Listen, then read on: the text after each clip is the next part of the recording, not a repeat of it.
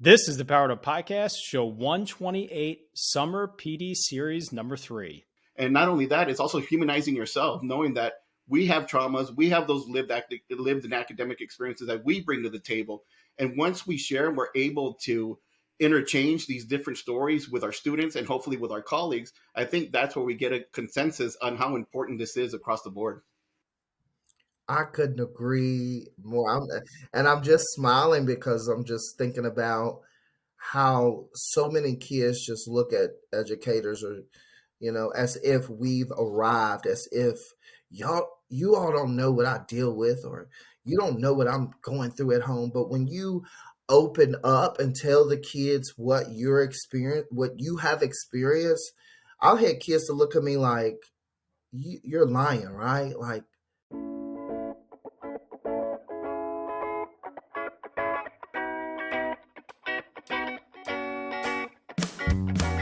Welcome to a real-world education with insight and advice from teachers in the game, where current and former educators reveal what truly sets apart the great teachers and what it takes to make a positive impact on students. Whether you're in pre-service learning, new to the game, or a seasoned veteran, this is the show for you. You'll leave feeling inspired to take action because we are powering education by empowering you.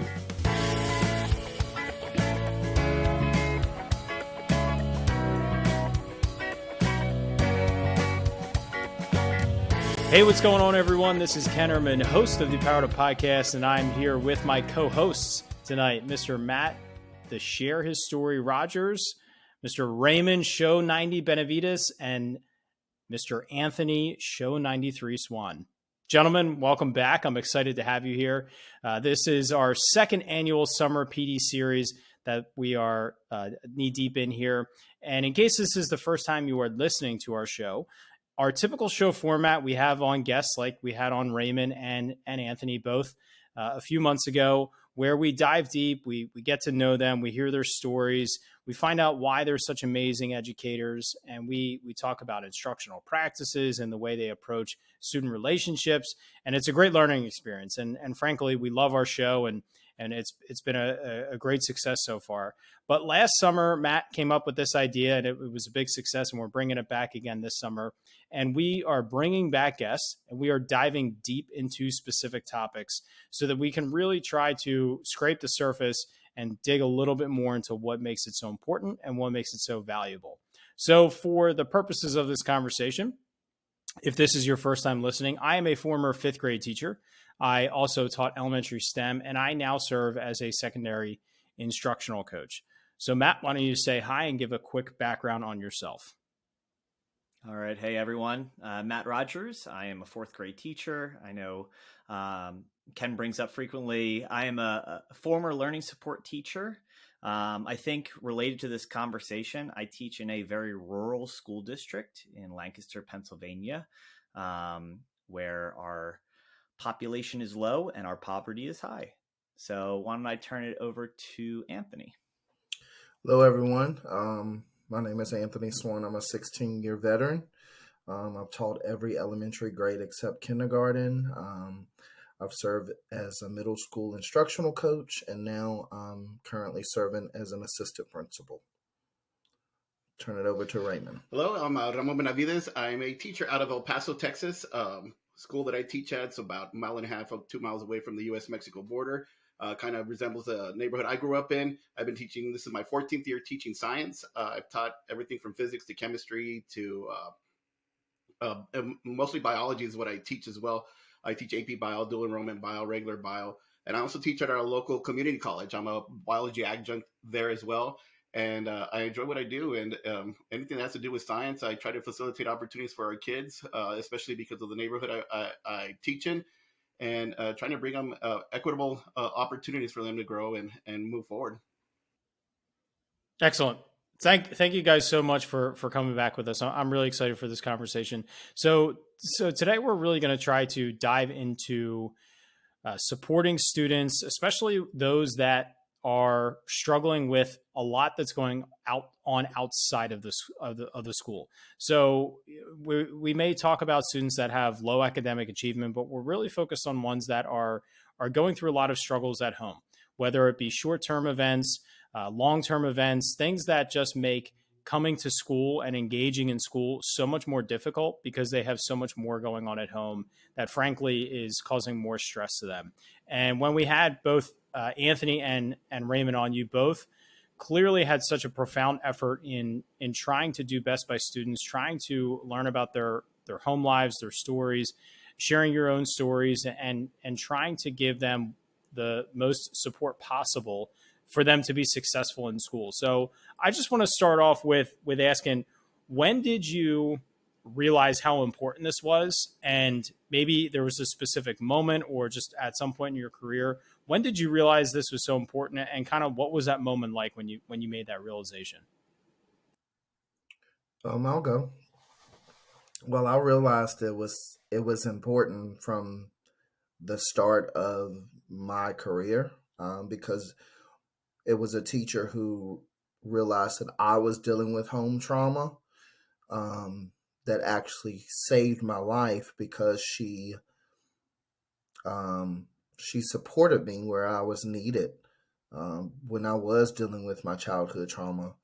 And so from the very beginning, I had established in my mind that I wanted to do the same thing with my children, um, becoming an educator and just seeing them as human, before I see them as a student.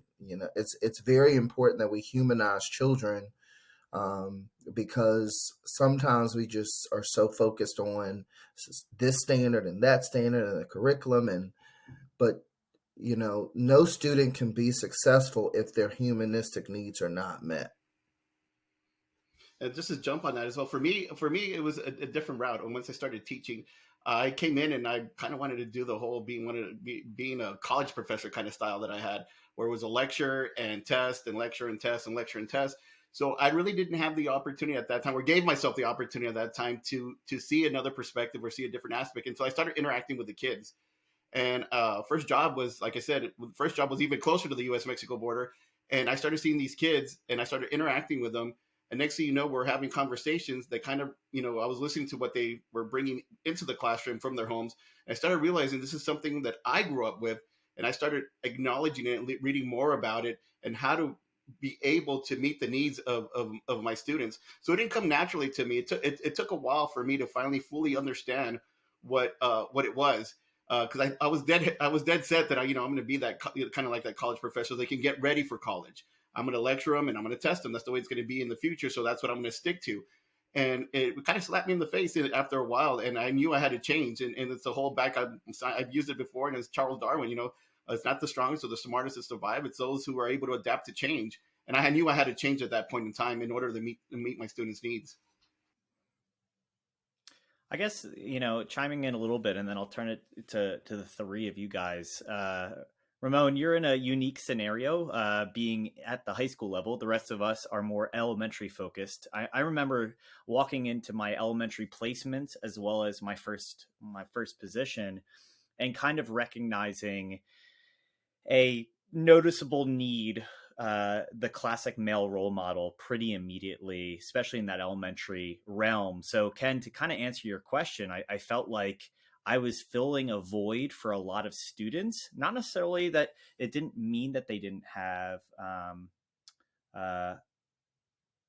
father figures, or it didn't mean that they had broken homes. That's not necessarily the jumping to conclusions by any mean. But I guess where I saw that was, more and more the guys gravitated towards me, and you would see things like teaching kids how to tie their ties, and on social media, this was a big thing a few years ago, like these guys groups. And I had the opportunity to mentor kids in different things, but I guess what I always struggled with, and this is, feel free to talk about, being a male in education and that role. But another portion of it that I always struggled with early on, and I still do, is Ramon, like the the same reference of I need to almost have high expectations and not accommodate. Like I can know it in the back of my head that you have challenges and traumas going on, but my goal is to provide you consistency and steadiness and high expectations when no one else would. That it's a difficult gap between connecting to kids that really need you in their life and not necessarily wavering of what those expectations are. And sometimes I feel like I need to float in between those.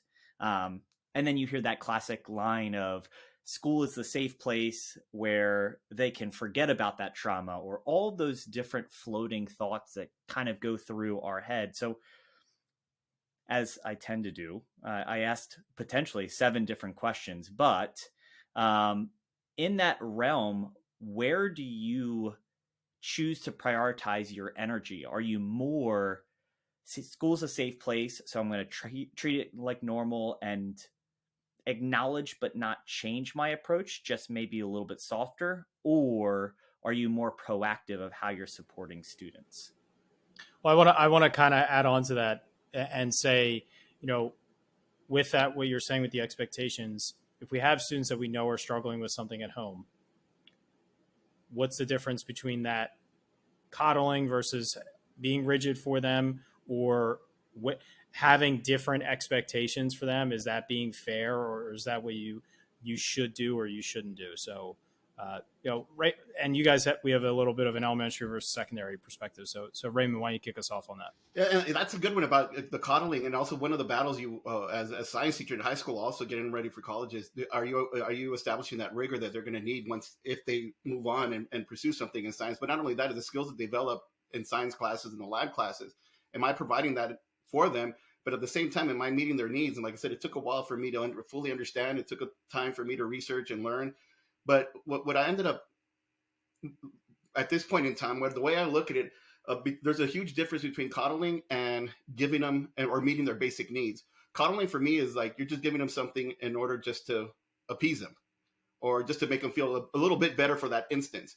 But when you're trying to meet their needs, I think that's more about a lesson or a message you're trying to deliver. You're giving them something, but at the same time, you're giving them a little extra with it in order for them to grow, and in order for them to feel empowered, in order for them kind of fully believe in themselves. You can give a kid can have self-confidence and want to take on the world, but do they have the skills and the practice, or they have the skill set in order to go conquer the world, which is self-efficacy. So where I started trying to do is not only trying to build up their self-confidence, which of course we all want to do, but at the same time, developing those skills, especially in a science classroom, allowing them, giving them that empowerment where they believe in themselves in order to move on, not just in the science classroom, but beyond the classroom when they take it home, or they're out in the streets, or their first job. Some of these kids have to work early in life. As soon as they turn 16, they start working, or even before that, where they get paid cash. So the difference between coddling is giving them something with just to appease them. When you're trying to meet their needs and trying to give them something, you're not only teaching them a lesson, but you're also sending a message. And that message, hopefully, they take it in, they feel empowered, and they're able to build that self-efficacy, that skill set they need to take on whatever they want to take on. That's really good. I couldn't agree more. I think for me, it's more so of having the empathy and the soft spot because of the childhood trauma that I have in my background. And so I instantly become an advocate for children who are dealing with things. And you do have those teachers because I do serve as an assistant principal, and so I get to see the entire realm of the building. And you do have those teachers who don't show children empathy because they don't know anything about trauma. They're trauma informed, but not necessarily trauma responsive. And so sometimes you will have those educators who feel like you are coddling the kids, or feel like, it's not fair. And how does this kid get to do that? In all actuality, you can give a student what they need. And then after you give them what they need, you can open up another door. For instance, if I have an angry child in my office and that child is not ready to talk, instead of talking to that child, I'll leave the child alone, or I'll give the child something to calm them down, like maybe like a squishy ball, or get them to do a puzzle. And then after they do the puzzle, I communicate with them and I ask them, "Are you ready to talk now?"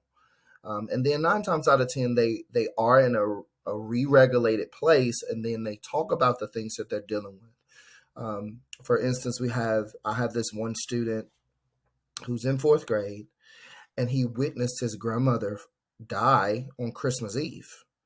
And he has been struggling since Christmas. And so instead of, when he's having a struggling day, instead of yelling at him, or if he's extra tired, I told the teacher to let him sleep the other day. Like, this is what he needs. We'll get him caught up. Don't make him, because you'll trigger him even the more if you try to wake him up, and so just let him sleep. We'll worry about the academics. This young student is really battling mentally and emotionally and trying to push through. But if you don't give him what he needs as a human, he's not going to perform academically. And so just helping teachers to understand the difference between coddling and meeting their humanistic needs is major, because a lot of times teachers from the outside looking in, they may think that you're coddling the kid, when in all actuality, you're trying to get them to a regulated state so that you can meet their humanistic needs. Well, and I think I want to add two things to that. One is, the academic pressure that teachers have, whether it's real or they put it on themselves a little bit. I was just talking to a teacher the other day. She's a special education teacher, and she wants to run a PD session with me on regulation. She said when her kids came in, they were clearly off the wall. She spent 5 minutes doing a regulating activity, and then she went on with the lesson. She said, I wanted to start teaching right away, but they clearly weren't ready. And I would have spent the entire class trying to calm them, trying to get them to focus. And so by investing those 5 minutes, the next 40 were way more effective. And so it's hard for us to always see that, especially with one specific student. But two, it's school, they're there to learn. And you're not going to regulate this student for the next 10 years. But after a few months, you can start to help that student to self-regulate. You can start to help that student say, okay, what works better? The squishy ball, the puzzle, the breathing exercises. What was it? You need to start recognizing this yourself. You need to start doing this yourself, right? That's the whole point of it. We're there to support them to, like you said, meet those human needs. But at some point, they're also going to retain those skills themselves. Go ahead. It is true. Like I serve a K-5 building, and we teach our children from kindergarten on up to 5th grade. Like, if you feel yourself getting to a place where you can't take it or you're ready to spaz, ask your teacher, can I go to the office for a break? And we support our building like that. And thankfully, because the head principal is also trauma responsive, when our children ask and use their words, their teachers respond like, okay, yeah, we're in the middle of this activity, but yes, you can go for a break. And we literally have kids who come to the office and they'll just sit. And when we walk past, they just say, I just needed a break. I was ready to make the wrong choice. I needed to step away. I needed just a few minutes. We get them back regulated. We get them where they're ready to go back. And then sometimes before we can even ask them, they say, okay, I'm ready to go back to class now. And so it's very important that we give those children the autonomy to do that, instead of saying, you don't need no break. We got to get this stuff done. No, they're human first. Just like we need a break sometimes, kids do too. Absolutely. Go ahead, Matt. One of the things, and I guess for a lot of us in college, we had courses that taught us about educational pedagogy, which I guess like the psychology kind of ties into it. Obviously, trauma response training and these different preparatory items are helpful. But so often I feel like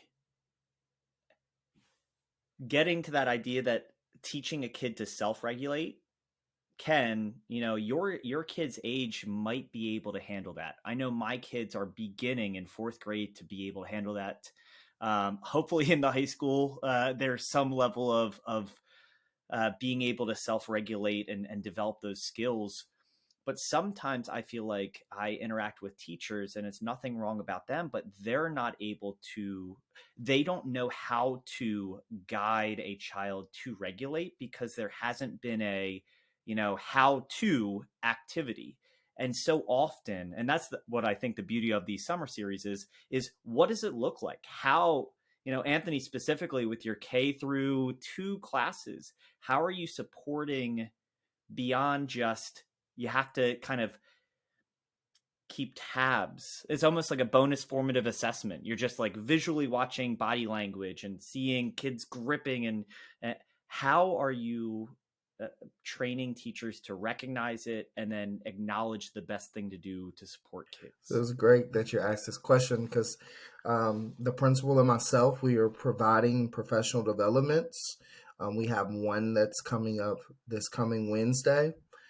Because we do have teachers who we do have to train and what to do, because they will think that from our perspective, well, the kids aren't doing anything in the office anyway. They're just playing, and you're just giving them a snack, but they don't understand what we're trying to do. And so providing those teachers with the professional development, coaching one-on-one, having those conversations with teachers one-on-one, I ask teachers, some of the teachers, the hard questions like, do you like this kid? Because if you don't like this kid, then it's going to be hard for you to serve this kid, because if your love for him or her or them does not supersede your dislike, then you're not going to help them in the way that they need the help. And so having those conversations, thankfully, the principal and I, we're not afraid of confrontation. And if we feel like a teacher is targeting the kid or not providing, or the children will come to us and they will have conversations with us like, I think my teacher don't like me. I know they don't like me. Or they'll write a whole letter. And we let the teacher read the letter, and then we coach the teacher in what to do. So before we just write the teachers off and saying, you guys don't know what you're doing, we provide so many coachable moments, so many times of the week. And so those are just some of the things that we do in our building. And just to add on to that, I think it's also important that we share this with our fellow colleagues, and how important it is to meet those basic needs and Maslow's hierarchy and the importance of it in the classroom. Because I think not only that is sharing the research, but also the implementation. But I think what's more important is sharing its stories. Each one of us has a story to share when it comes to this. And I think the professional development, the research, and an implementation plan is great, but they need to see, or they need to hear about these stories. They need to know what it is to be down in the trenches, being at it with these kids. And it all starts, that's I think the foundation of my classroom. And one of the reasons I started seeing success maybe about 5 years ago is because I started acknowledging every student's lived and academic experiences. And I separate the both, because at home, when it came to me at home, I had both of my parents were there. They were both supportive. We had humble beginnings, but when I got to school, I went to a school on the wrong side of the tracks. So my parents would take me over to another school in order to get the education they wanted me to get. But at the same time, my academic experiences with the teachers that were there, knowing, and the students that were there, knowing that I was from the wrong side of the tracks, and the trauma that I experienced at that time. That's why I like to split the lived and academic experiences, acknowledging each one of those and each one of our students. And like Mr. Anthony said, is about humanizing our students. And not only that, it's also humanizing yourself, knowing that we have traumas, we have those lived and academic experiences that we bring to the table. And once we share, we're able to interchange these different stories with our students and hopefully with our colleagues. I think that's where we get a consensus on how important this is across the board. I couldn't agree more. I'm just smiling because I'm just thinking about how so many kids just look at educators, or as if we've arrived, as if you all don't know what I deal with, or you don't know what I'm going through at home. But when you open up and tell the kids what what you have experienced, I'll have kids to look at me like, you're lying, right? Like, how could you have experienced that and you are an assistant principal now? Or they'll say, I thought I was the only one that felt like that, because I will open up to them and tell them my story, and it will cause them to feel like a sense of connection, because they feel like you're human. They feel like, oh, you really have been through something. So I can talk to you about this because you know what it's like not to have a father, because you didn't have a father. Just them opening up to you because they trust you, because you earn their trust, because you let your guard down enough. Yes, you're the teacher. Yes, but there are times where they need to see that you're human. There are times they need to hear you apologize in front of the whole class. Because when you do that, it makes them feel like, wow, like you didn't think that you were too high enough or too staunchy to apologize to me when you were wrong. Oh yeah, I can vibe with you. You're my type of teacher. So I'm curious about advice you guys would have for teachers who perhaps don't feel they really have been through much trauma that can relate to the students they're teaching. So, and I'm in that camp. Now I have something I want to add to this, but I really want to hear from the both of you first, and Matt, you can jump in as well. But for a teacher that's thinking and hearing what you guys are saying and thinking, I can't relate to my students because I didn't really have childhood trauma, maybe beyond like, this sounds terrible, but like the basics of like losing a grandparent, or like, something that's a little bit more normal with what you would expect from life. Not that that's not a difficult thing to go through, but not to the extent of what, like you're saying, Anthony, not growing up with a father, or, those different challenges. So what advice do you have for teachers that want to show students that they do see them as humans, and that they too, they want to convey themselves as being a person, and not just this, like you said, staunchy teacher? So what advice do you have for a teacher that can't necessarily relate through life experience to still make that connection with students that are struggling? I'm gonna let you go first. All right. Back to what Mr. Anthony said. I don't want to steal anything from them, but it was the empathy, showing empathy, and not only that, and the understanding that comes along with it, but most importantly, the time that you give them to fully understand where they're coming from, to listen to them, not just at a superficial level, but digging in just enough to understand where they're coming from. There's some things you do want to hear, and there's some things you don't want to hear as a teacher. There's some things you want to share, but you don't want to share. So you keep it at a superficial level at first, but then dig just a little bit deeper. Ask that one question that'll take you to that next step, in order for them to vent, in order for them to have that release, in order for them to feel, as you mentioned, regulated inside, where they felt a little relief that they were able to share and someone was able to listen. And it comes back to that empathy. And for most importantly, the time you took to sit down with them, or just look at them eye to eye or face to face in the hallway outside the classroom. That's one of the things I love to do. When something like that comes up, hey, you want to go ahead and talk outside? I'll close my door for a little bit and we'll have a one-on-one, and just keep on looking them in the eye and listen to them, because there's a lot of things my kids have experienced that I haven't, growing up along the U.S.-Mexico border. And I'll share something. You know what? I have something similar, but at the same time, before I do that, I make sure that I'm listening and I'm acknowledging to what they're saying and kind of repeating back to them, so they feel that someone is actually listening to listening to them and understanding their trials and tribulations.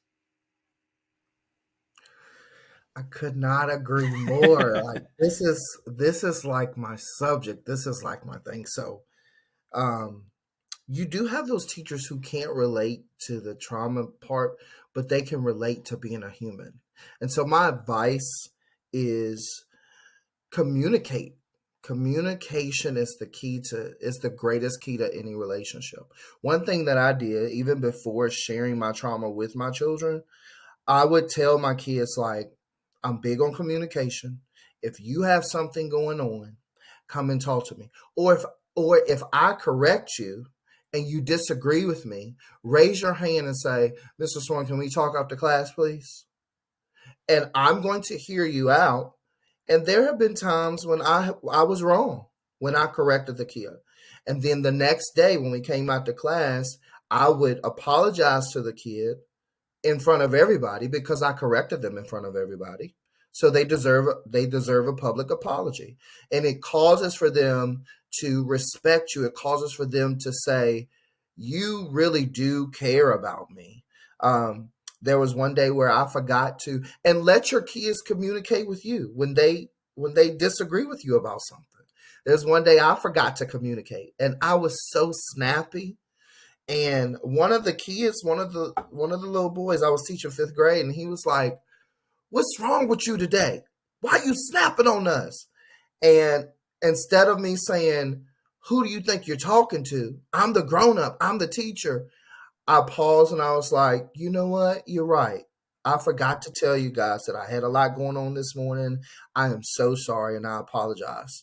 And the whole class was like, "Thank you. We appreciate it." But causing them to see that it's not a power struggle. It's not you up here as the teacher and the kids are down here. You guys can be on the same level, especially, and then you gain each other's respect, you gain each other's trust. And if kids know that you care about them, they will perform for you academically, even if they're dealing with that trauma, even if they're dealing with something that's going on at home. If they know that you really love them and you care about them, and even if you haven't been through what they've been through, but you still can relate as a human, it lets them know that I can be the best me that I supposed to be in this class with you. That makes sense. Just to chime in, Anthony, like, we all have felt pain and we've all felt challenge and we've all felt stress. And I think emotions, even if the content does not match, is relatable. And in our morning meetings in our classroom, the kids always have the option to share 2 positives and 1 negative. I've phrase it in class as a not so positive.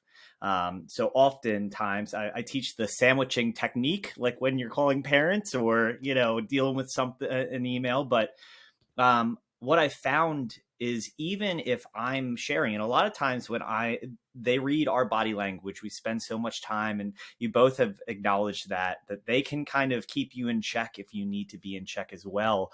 But I love the idea of our classroom, in addition to being empathetic, but also being as judgment-free, almost Planet Fitness-esque as possible. Because when I bring vulnerability into my classroom, when I started teaching, I felt like I needed to be strict, and my clothes needed to be ironed, and I needed to be polished. And I couldn't necessarily expose my truth behind why or what gets me excited. And now I integrate it pretty freely in today's classroom, but I also share in as school appropriate way as possible. We go through different challenges. My wife and I are having a disagreement, if you will. I'm not bringing that into my classroom. But one of my favorites is my wife's grandmother, who I was super close with, passed away last year. And so the kids, knowing emotion, were kind of there to support. And I remember I had a student that couldn't relate, and she was telling me about how she was super as upset. She's crying, and I go and I ask her, "Why are you crying?" And she said, I feel so sad for you. I can relate. My neighbor's cat got hit on the side of the road. And in her brain, that amount of like pain and upset, if I had judgment, I would say grandmother compared to, not even your pet. But she was modeling, regardless of if she could connect, how the emotion made her feel. So I think, to flip that, we can understand the emotions people feel, regardless if we don't understand the trials and tribulations. Like, if I were to move to Texas and be 10 miles from the border of Mexico, I could not begin to fathom the challenges and uniqueness of that lifestyle, as opposed to moving to where you work in Virginia. And those type features, those outside features, when you can remove judgment and replace it with empathy, that's where you really see the connection. And I love you brought up making time for it, and then I'll let someone chime in. But Ken, one of the things that I always love that you say is, if I invest time early on, I'll always be behind my colleagues, but we play catch up. Anthony, similar to what you were saying, the kid has to come and get regulated. They're going to be more productive if they take 5 minutes to leave your classroom.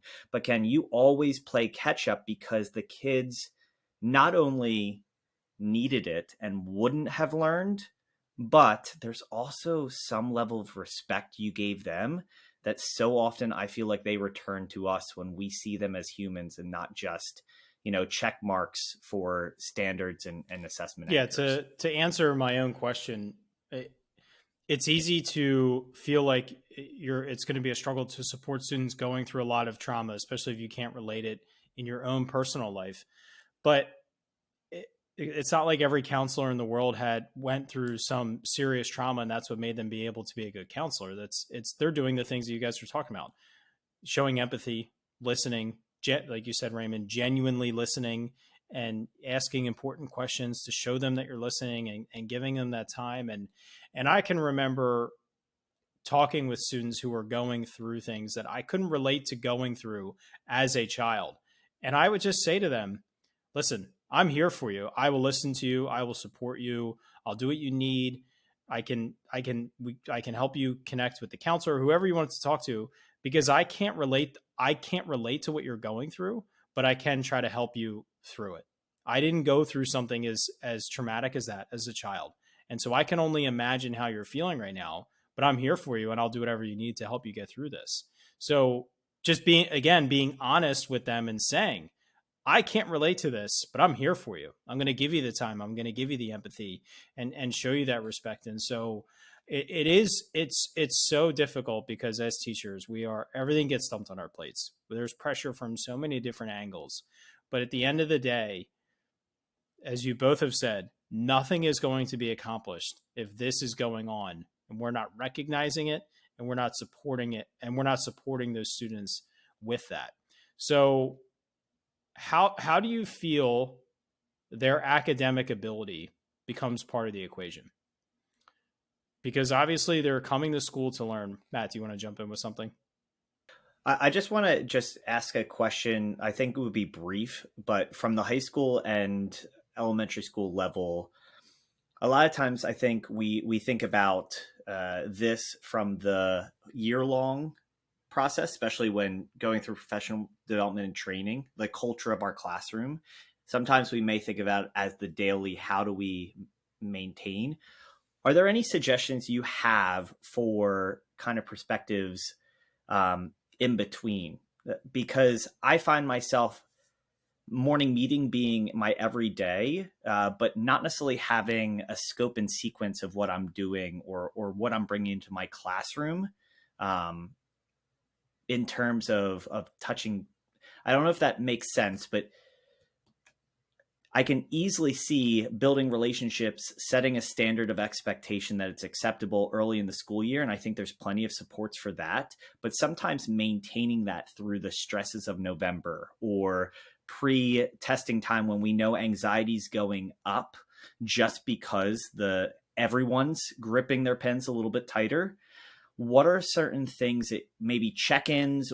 Is it one-on-one like goal setting? What are some of the strategies you've seen to continue to make it a priority to be almost preventative and proactive? One thing that I do is I get to work extra early and I walk my building. I'm more of a morning person and the principal is not. And so we balance each other. And one thing that I do is I make sure that I affirm my teachers. And just like we tell kids, thank you for coming to school, I tell my teachers the same thing. Like, I appreciate you for being here. And then just like we notice things that go on with children, from a leadership perspective, I am very vigilant with my teachers.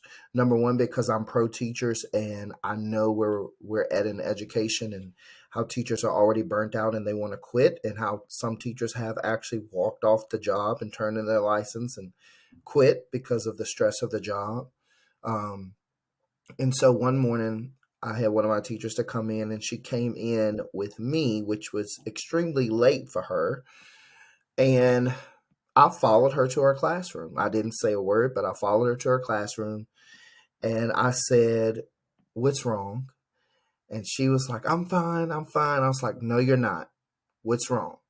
And she was like, "Mr. Swann, I am fine." I was like, "No, you're not, because you're here late. You got here when I got here. So what is wrong?" And we didn't have kids in the building then, but I stood there, Raymond, and I took time and I listened to her. And she began to cry, and she began to tell me some things that was going on with her. But at the end of our conversation, she took a deep breath and she said, "I think I can keep going. You don't know what it meant for you to recognize that I wasn't okay. But because you followed me and you made sure I was okay, I think I can keep going." And like you said, doing those daily check-in with teachers. I just had two of my teachers last week, and they were just like at the burnt out stage. They were like, "I can't do this." And so what I've been doing every single day is I've been going in between those classrooms. I've been making sure that my presence is seen by these teachers to let you know I got your back. I'm not going to let you fall on your face. I'm not going to let you feel burnt out alone. What do you need help with? You want me to work with a small group? I got you. Like, I let affirming the teachers and letting them know, I see you. I know it's hard. I know it's rough. I know you want to throw in the towel. I know dealing with all of these traumas with more than one, with 25 at the same time, can be overwhelming, but I'm right here with you. I'm not sitting in my office. I'm right here with you. And doing that, it helps the teachers to know, like, okay, I can breathe a little bit. Oh, I have the support of my leaders, and knowing that, it helps them to keep going. So those are just some of the things that I do, because I I say it often in front of the principal, and the principal agrees with me. If our teachers are not okay, our children can't be okay. And so the same way we provide our children with trauma responsiveness, we have to do the same thing with our teachers. I completely agree, and I've shared this several times in other platforms. Is I did with the Texas Education Agency. I did a panel with them, and they asked me, one of the questions they asked me before we closed out the panel was, what one thing we should know about teachers, and kind of what you said. I said, you know what, just to let you know, we're human. You know, we go home, we have families at home. We, some are caretakers, some have a second, third job. But at the same time, we do everything we can in the classroom for our kids. But at the same time, when we leave, we're still human. When we walk into the classroom, we smile, we do the best that we can in order to keep our students up. But if a teacher's not at full capacity, then our kids are going to suffer. So I completely agree with that. And something that I do in my classroom when we come to that is something that brings me joy and keeps me at peace is the first 2 weeks of school. Usually our scope and sequence says we have to start exactly the first day of school with content and continue with content, especially with science. And ninth grade biology in Texas is tested. So, but I'm kind of the past 5-6 years, I've kind of refused to do that. So what I do the first two weeks of school is get to know my students, doing different activities. Every year I try to do something different. But the thing that keeps it going, like you said, until November when it comes to test time, is the check-ins. But one of the things I like to do, especially if I do group projects or they're working independently, I walk around, and once a week I try to do this, is look them in the eye, shake their hand or pat them on their head, and ask them how their day's going, or follow up with something they had spoken to me about before. And hey, how did your sister's test go? Hey, how's your dad doing? Was he able to find a job? Or how's your mom doing? How did she do this semester? We have a lot of kids whose parents are going back to school, and things like that. But also not only have those structured questions that I have in mind, but also sometimes I just do free questions. And one of my favorite questions I love to go to just to break the ice and just to learn about my kids is, hey, what's your go-to sandwich? And I love, even though it takes up some time from the learning process, but just hearing, I thought, so mine's PB&J, what's yours? And they start talking about all these different sandwiches and what it means to them. And just looking into their eyes when they break away from that content and break away and just like, oh, and he really wants to know what my favorite sandwich is. And well, tell me why it's your favorite sandwich. And we have little discussions about what it is. But it's that those 5 minutes that it takes to just do that and then bring them all back together and get them back into the learning process. But just those 5 minutes alone is priceless, because not only did it allows me to kind of drop my shoulders a little bit and relax, it allows them to do the same. And that it's not always about work, and it's not always about reaching that academic goal. It's about life. We all have a favorite sandwich, so why don't we share it? And I think I became a little bit more productive, or I got more my students a lot more productive when I started having these type of breaks. And there's times when, today we're actually not going to do anything at all. It has to do with biology. We're going to do something else, and we'll do SEL stuff, social emotional learning, and in different ways, in an indirect way. So they won't, sometimes when they hear it now, because a lot of schools are doing SEL activities at school. So when they hear the words SEL, social emotional learning, they're like, oh, so we're going to have to do that. But sometimes I try to spin it in a way where we're doing it, but they don't even know that they're doing it. And at the end, I'll tell them, oh, there's a lesson behind it, and this is what the lesson is. And they're like, oh, you got us again. But it's taking those few minutes, and even if it's a day of breaking away from the content, giving them that freedom, that liberty, just to be themselves. I'm myself as well. And it allows us to just relax and approach the year a little bit differently. And it's not that tough grind, day-to-day monotonous thing that I used to do in the past. Now I just like to mix it up and see what I can get out of my kids. And I think I've been a lot more successful giving my kids those brain breaks, that time for relaxation, that time to talk about their favorite sandwich. And I get a little bit more out of them. That's a few things that I do in the classroom. I want to hit on a couple things that you both said, and then throw in another question here. So I didn't say this earlier, but I want to circle back to, you said it a while ago, Anthony. I loved how you said when your students felt like that you addressed them inappropriately or you handled something wrong, that they raised their hand and they said, can I talk to you after class? I love that, because it didn't break the pace of the classroom. It doesn't create a confrontation where you might get a little defensive, even if you know you don't want to get defensive. It's in front of an audience. 2, if the student is actually, they were wrong, and after that conversation, you show them why they're wrong.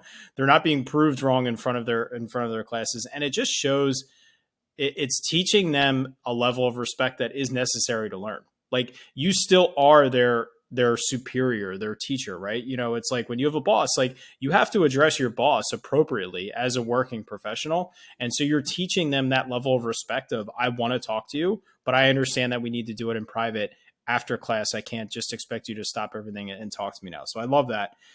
Raymond, what you were just saying about your favorite sandwich, well, I love that question. I'm going to use that. But even just mix those things into your academic pace of the classroom. Like, if you're doing 4 corners where students are moving to different corners to choose different answers, and you're doing it as a review, do 3 academic questions and then throw in a social one. What's your favorite sandwich? Do you watch the Super Bowl for the game or for the halftime show? Like, just different things like that. And then the next question is right back to academic. So you don't even have to break the pace of learning to build in those brain breaks and those social pieces. And when you were saying about taking the time to walk around and have those conversations when they're working individually or they're working in groups, it may seem so superficial to walk around and take notes and keep track of who you're talking to, but it's not at all. Take notes as you talk to those kids, especially as a secondary teacher, when you have 100 to 150 kids at one time versus a self-contained elementary teacher, you have 28 kids. It's a lot easier to remember the conversations you're having with them. But don't be afraid to walk around, keep a checklist of who you've talked to, so you make sure you hit every student and you're not accidentally missing someone or subconsciously missing someone, and take notes so that you can say when you go back to them in 2 weeks, hey, I haven't checked in with you. How is blah, blah, blah going? Whatever it is, it doesn't matter that you needed a note sheet to remember that. All that matters is that the student is hearing that you are asking about something that they brought up to you a week ago, 5 days ago, a month ago. So, don't be afraid to have that less than personal touch in terms of taking notes so that you can have that personal touch with those students. So I started this question earlier. Does the student's academic level become a factor in the equation at all? In the way that you are being empathetic towards their trauma at home, the way that you are adjusting what expectations you have for them and what they're going to perform with that lesson, that specific day, does their academic level become a factor in the equation for you guys? I hope one of you want to start that answer, because that's a tough one. I say yes. I would agree also, yes. Yeah. And the reason why I say yes is because there's a saying that children don't care how much you know until they know how much you care. And I had a group of kids maybe 5 years ago, and I was team teaching with another teacher, and this teacher did not connect with them. She was not empathetic. She would write them up all the time. And so one day, my entire class came back in the room, and they were upset, and they were like, "We hate her. Oh, wait till we take the state test. We're going to fail on purpose." And I was like, "Y'all cannot do that. That is not right." And they was like, "Mr. Swann, we love you. We're going to make sure we do good for you, but we're going to fail for her." And I was like, "Oh my God." And they executed their word. Like, her passing rate was 44%. My pass rate was like close to 80%. And I said all of that to say this.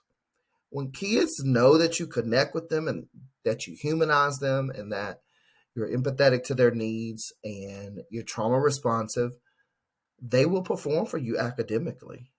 Although these things, their humanistic needs come first, they're going to make up any work that they miss. They're going to make sure that they perform on any assessment to the best of their ability, because they know that you have their back. And so they want to make you look good by having your back, by performing on these summative assessments. So that's why I say yes. And I completely agree. That's when I started seeing success in the classroom, when I started creating these genuine relationships with these authentic relationships with the students, because in the end, they do remember everything that you've done for them, and they want to do the same for you.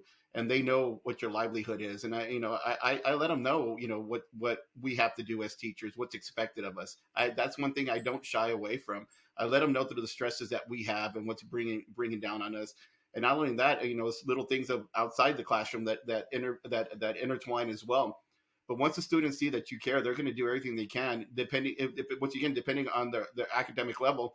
Some is going to take a little bit more, but at the same time, they're going to keep on going. One of the things when it comes to science is like, "Oh, I'm not a student of science," and I'd share with them, neither was I.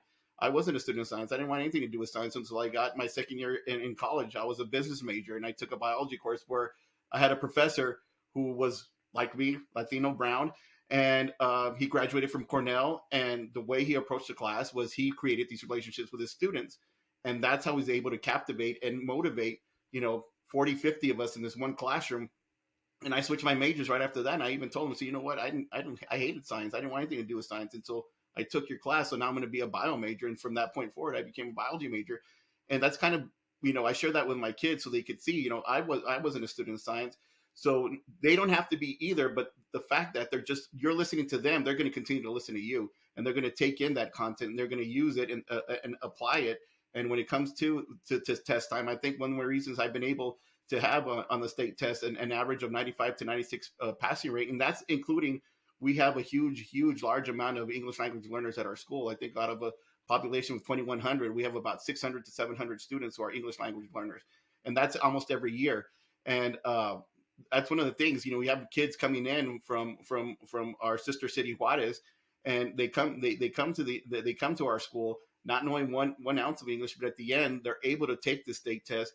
But I see it in them that they're doing it because what you've given to them and the time that you've given to them, and they're trying to reciprocate that as well, and do well. Not only do well for themselves, but do well for the teacher, for myself. Mm-hmm. I know I've vocalized to Ken plenty of times that I feel fortunate that oftentimes when it matters, I'm very transparent about how I feel about the tests, and I would rather be doing the activities that we normally do in class, but this is a requirement that they have to also navigate. that I'm transparent when I say that this test is content, it's your generalization skills, and it's your effort. And the two that I control are the generalization skills, working on those, and the content. And the two that they can control is generalization and effort. So when that comes down to it, I have to obviously teach things. And Raymond, like if you don't teach bio, if you don't cover things, obviously your kids are not as well prepared as maybe mine are. But I absolutely love when I say to like fellow staff members, like, oh, we're getting ready for our state testing, and they're like, oh, best of luck this year. That's a tough group or what have you. I feel like when dedicating time to the relationship and caring and really leaning into that effort, I mentioned this before, I feel like my kids would run through walls for me. And that is year after year really difficult to portray to other people. Like, what is the secret sauce? All of us have secret sauce of kids working well for us. And it's partially transparency, it's partially the relationship, but it's also, I think, prioritizing what needs to be prioritized, which is, hey, this is what we're going to do. We're going to get through it. You're going to work your tail off, do the very best you can.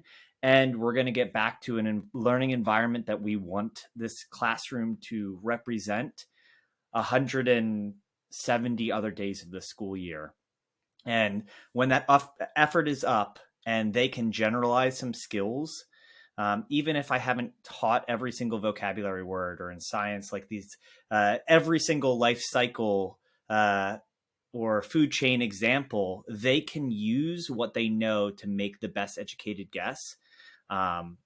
So that's my thoughts.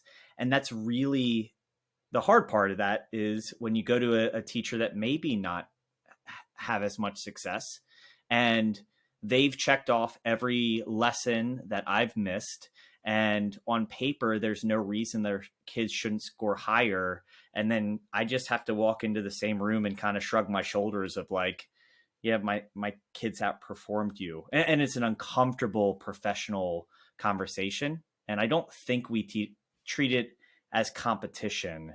At least in my building we don't. But that's my least favorite day of the year, is when my scores come home. I will also clarify, my wife is also a fourth grade teacher in the same school district. So when it comes to some of the curricular aspects, we could line up pretty close, apples to apples.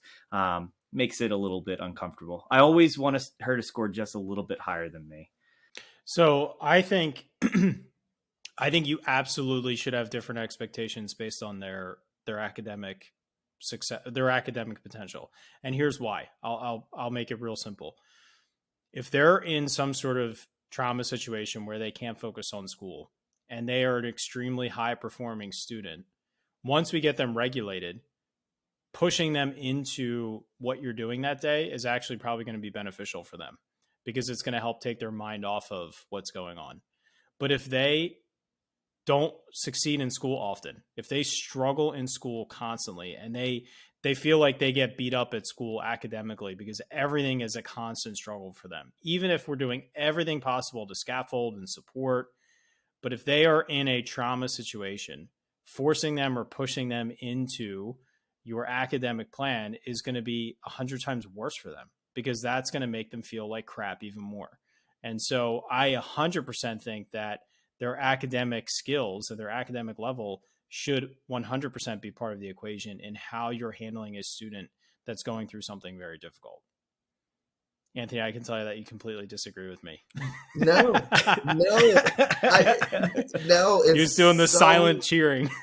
Yes, like it is so true. Like if you just, it's so hard, especially like for beginning teachers. So any beginning teacher that's listening to this podcast, take it from veteran educators that you're not going to always have a child to perform academically if you can't reach them where they're at as a human.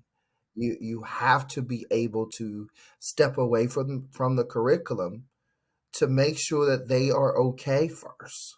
Like this like the student that lost his grandmother and he witnessed it. Only thing he been wanting to do a lot was sleep. And so we're in communication with his family, but when he wakes up, the counselor is right there. What do you need? You want to talk? You thinking about grandma today? Okay, let's talk it out. Instead of automatically, okay, you awake, let's go back to class. No, like you have to, like Raymond said, you have to take time out for them so that they can be successful academically. So I want to close down with one last question here for the both of you. I want you to offer any last advice that you have, and how do we know that we're doing a good job of this? How do I know that I am paying attention to the human needs of my students so that I can best teach them academically? So any last advice, and how do we know as a teacher that I do this well for my kids? Matt, you ready to say something? I maybe just add to it. One of the, I don't know if disclaimer, and you could add this into Ken's. I think we as educators, and Anthony, you referred to, new teachers listening to this. Classically, we watch new teachers come in with this friend mentality that makes us cringe a little bit. And we also see some people come in too stiff and firm. And I know early in my career, I tried to play both ends of those spectrums until I found that medium balance. So kind of as we recognize we need to build these relationships, is there any suggestions of how to navigate a professional versus personal interpretation of it, if that makes sense? Because when I hear what everyone's saying, Raymond, you mentioned taking 5 minutes for SEL, or daringly taking a class period where you worked on something that was important. Sometimes I feel like I could get lost in that. That's more fun. My kids are engaged. It's not as challenging. And I lose sight of the academics too easily. And that is just one of my worries as we move into the time where we're dedicating towards kids, that we stay in that sphere as opposed to moving and having a balance with academics. Raymond, I'm going to let you go. Oh, all right. Yeah. So just to close it out, it's I like what you said about navigating, and that's something that it's been on my mind since we started this, because it was mentioned earlier. Is doing this and acknowledging your students' lived and academic experiences and taking the time to build these genuine relationships. It does require a form of adaptability and some plasticity as well. But at the same time, it in the end, from all these different experiences that you get, because every year it's going to be different. For me, every class year, you hit it right on the spot. This year I have 130 students. So there's 130 different things that I have to remember about each student in order for me to humanize them. And in the beginning, it was kind of tough. And I used to take notes and walk around. And now it's just, I guess, with adaptability, I remember the key parts and I see a kid smile. But the whole thing of behind it is having that being an experienced teacher now, and these for first year teachers, and as you said, the friend type or being stern, is being able to have that navigational aptitude, to navigate those different spaces. And you said, like, as we float around in the classroom with all these different personalities, all these different experiences, my experiences, my students' experiences, and all trying to intertwine in order to make the classroom safe. So as a teacher, it takes time. It takes time to have that navigational aptitude and to frame it and to form it. But it's not in the end. Once you figure it out, doesn't mean it ends there. You have to continue learning, because every school year is going to be different. Everything's going to be different, especially after COVID. That we felt, oh, this is going to be our normal years. But then after COVID, not one year has been the same since COVID hit. And every year it's a different set of stresses, a different set of tribulations, and different sets of trials and obstacles as teachers and students that we have to encounter. So it's just having that navigational aptitude that comes with experiences, coming from listening to your students, not only listening to your students, listening to your administrators as well. Because I could go in and say, I'm a veteran teacher. I know it all, but I don't. So it takes the coaching. I welcome the coaching. It was of an administrator comes in and says, you know what, I saw you do this. Why don't you approach it this way? I heard some great advice today, which I am going to take back to the classroom. Is never to stop learning. Never be. You always have to adapt. You always have to change. But having that knowledge behind it allows you to navigate these different spaces. Have that navigational aptitude, and that's something I want everyone to walk away with. Is build that navigational aptitude. And once again, it's about being adapted, having the empathy, humanizing everyone, especially yourself. Especially teachers, it's hard for us to humanize ourselves because we set ourselves at a high standard, and if we fall below that standard, we beat ourselves up. And that's something I do. Sometimes I'll go home and I just think about, I should have handled this differently. I should have answered this question differently. I should have approached this kid differently. And we beat ourselves up, and it eats us up inside. It keeps us away from what we really want to do at times. So allowing ourselves and giving ourselves grace is part of that navigational aptitude, and being able to flow freely through those different spaces, and dealing with our students, and acknowledging their lived experiences, and students with trauma, and students that bring everything else to the classroom. I just, back to the whole thing. One of the things I do, what I do is because, especially where I teach, is kind of resemble the neighborhood that I grew up in. Is I want the kids to see a little bit of themselves in me, but also at the same time, when I'm approaching them now that I've done this over time, I like to see myself, sitting in that desk as well. What would I want to see when I was their age? What was it that I missed that I should bring to the classroom? And that all comes with time. It comes with experience, and it comes with coaching.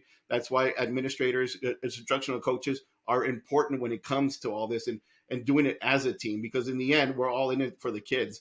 And if we can all work together and learn from each other and take the time to hear each other out, I think we're all going to be okay. That's an amazing answer. I just would like to add setting those expectations. Like, you want to take 5 minutes to do your SEL, but setting those expectations, or setting a timer, like, guys, this is what I expect. After this timer goes off, we're going to come back and we're going to go right into our lesson. Like, having those expectations and sticking with those expectations, and not switching up your routines, because the kids know. They know when you switch up things, and they also know when you're not ready. They know when you're not prepared. So making sure that you're prepared.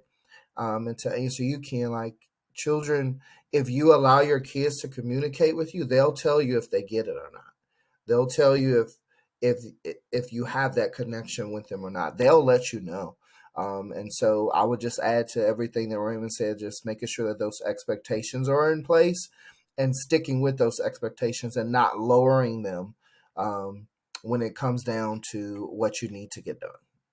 This has been a fantastic conversation. I was so excited to bring both of you back and have you on together, because I thought you both did such a great job of jumping into this topic a little bit when we first had you on the podcast. And I think this is so important right now for teachers to think about and consider, and to continue to utilize in our classroom, because it's what's best for students. It's what they need most, not all the time, but it's what they need at certain moments. And even if they're not the ones that need it, them seeing you help other students who need it is just as valuable of a lesson for them, because it's something that they can start to do, or they know that you have their back when they're the ones going through something. So thank you guys so much for coming back. If this is the first time you're listening to our podcast, please consider subscribing and listening to the amazing conversations and guests we have week in and week out. I'm forever indebted to you guys for coming back. So thank you so much. And Matt, why don't you send us on out of here? I'll say, make sure to check out their individual episodes. Show 90 too, and 93. They were phenomenal. And to add to your point, Ken, I think not only do the kids need that, but I think this type work makes our lives easier too. Like, the dividends are very, very evident. And when I've invested time, it's been returned quite a bit. So with that being said, gentlemen, I feel like we should put our hands in and just like I appreciate the energy and everything, because it was wonderful.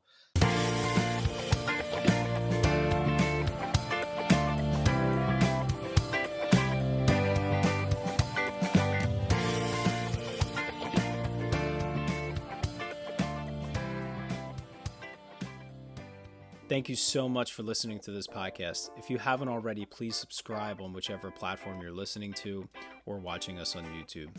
Each week we get to talk to amazing educators who are making a positive impact on the lives of students, their colleagues, administrators, and education as a whole.